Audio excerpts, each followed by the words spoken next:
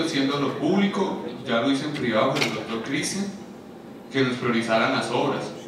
Están priorizando el plan departamental de vías, pero usted sabe que eso vale 2 billones de pesos y esos recursos no están. Yo sí le quiero pedir también a la gobernación, que yo sé que políticamente es muy difícil salir a decir cuáles obras son importantes de ese plan vial, pero a veces hay que tomar decisiones y hay que ser claros. Yo sí le quiero pedir allí que el puente de Manchito es una necesidad imperiosa para el año 2014, ese puente se va a caer y puede afectar la economía del Valle del Cauca.